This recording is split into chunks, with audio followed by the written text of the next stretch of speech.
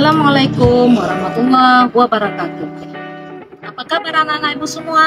Semoga hari ini anak-anak ibu semua dalam keadaan sehat dan bersemangat mengikuti pelajaran, yaitu sejarah kebudayaan Islam yang ibu ambil. Hari ini ibu akan menjelaskan bagaimana sejarah kerajaan Islam di Indonesia. Adapun tujuan pembelajaran yang ingin ibu capai adalah peserta didik bisa menjelaskan, menganalisis, dan mengidentifikasi kerajaan Islam di Indonesia. Yang harus kita jelaskan cukup 3 saja. Yang pertama adalah Kerajaan Samudra Pasai, yang kedua adalah Kerajaan Malaka, dan yang ketiga Kerajaan. Anak-anak ibu semuanya, baik, kita akan membahas materi pertama, yaitu Kerajaan Samudra Pasai. Sebagaimana kita ketahui, Kerajaan Samudra Pasai adalah kerajaan Islam yang pertama di Indonesia, yang berdiri pada tahun 1267 Masehi.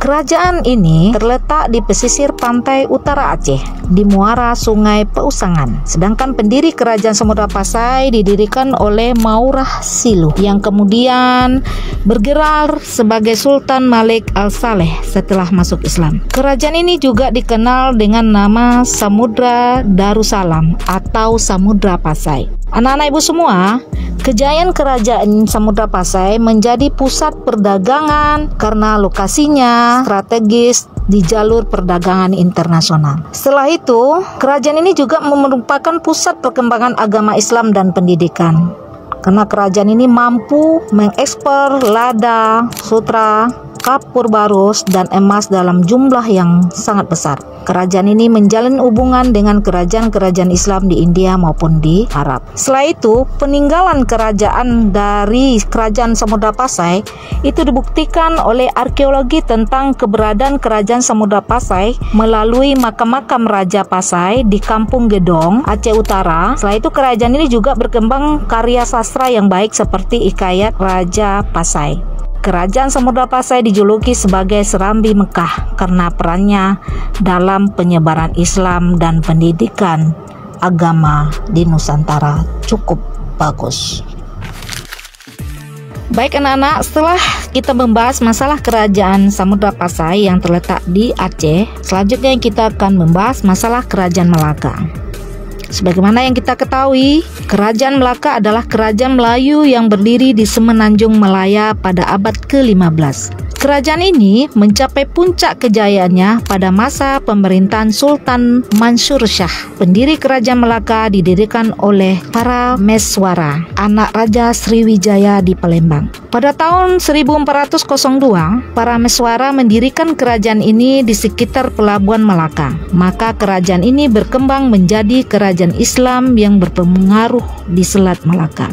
Anak-anak ibu semua, kejayaan Kerajaan Malaka dikenal sebagai pintu gerbang Nusantara. Kenapa? Karena menjadi jalan lalu lintas bagi perdagangan asing. Kerajaan Malaka memiliki pengaruh yang sangat kuat dalam perdagangan internasional saat ini. Maka dengan itu, masyarakat Malaka dapat disebut sebagai masyarakat maritim. Kenapa? Karena banyak yang berprofesi sebagai pedagang dan nelayan.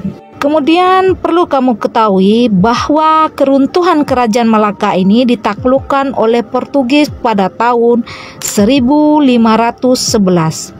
Kejatuhan Malaka ini menjadi pintu masuknya kolonialisasi Eropa di kawasan Nusantara. Sehingga kita ketahui bahwa jatuhnya Malaka ini adalah melalui pintu masuknya kolonialisasi Eropa di kawasan Nusantara. Setelah itu, peninggalan Kerajaan Malaka berupa karya sastra hingga bangunan sebagai pertahanan pada waktu itu. Baik anak-anak ibu, kita lanjutkan dengan kerajaan selanjutnya. Baik, kita akan membahas masalah kerajaan yang ketiga. Kita fokus kepada Kerajaan Demak. Kerajaan Demak adalah kerajaan Islam pertama di Pulau Jawa yang berdiri pada abad ke-15. Kerajaan ini didirikan oleh Raden Patah, Adipati Demak yang sebelumnya merupakan bagian dari Kerajaan Majapahit. Sedangkan letak dan perkembangan Kerajaan Demak terletak di wilayah Bintoro, dekat muara Sungai Demak, Jawa Tengah. Letak Kerajaan Demak sangat strategis sekali, yaitu terletak di tepi selat antara Pulau Muria Muria dan pesisir utara Jawa, sehingga membuat Demak berkembang pesat baik dalam bidang politik, ekonomi, dan budaya. Kerajaan Demak menjadi salah satu pelopor dalam menyebarkan agama Islam di Pulau Jawa. Anak-anak Bu semua, masa kejayaan Kerajaan Demak mengalami masa kejayaan pada masa kepemimpinan Sultan Tregono. Pada masa ini, Demak berhasil merebut wilayah-wilayah di Pulau Jawa seperti Banten, Sunda, Kelapa, dan Cirebon. Keruntuhan Kerajaan Demak mengalami kemunduran setelah Sultan Tregono yang terbunuh dalam perang melawan Penarukan pada tahun 1546. Kerajaan Demak berakhir dengan didirikannya Kesultanan Panjang, sehingga Kerajaan Demak meninggalkan peninggalan Masjid Agung Demak yang didirikan oleh para wali songo. Baik anak-anak Ibu, itulah penjelasan dari 3 kerajaan yang telah Ibu jelaskan, yaitu tentang Kerajaan Samudra Pasai, Kerajaan Malaka, dan Kerajaan Demak. Sebelum Ibu tutup, perlu Ibu ingatkan kembali bahwa Ibu akan memberikan tugas pada anak-anak Ibu. Yang pertama adalah siapa saja pendiri dari 3 kerajaan tersebut. Setelah itu apa-apa saja peninggalan-peninggalan dari kerajaan tersebut. Sebelum Bu tutup, Ibu ingatkan kembali tugas ini nanti kita adakan penilaian. Akhir kata Ibu tutup. Wabillahi taufiq wal hidayah. Assalamualaikum warahmatullahi wabarakatuh.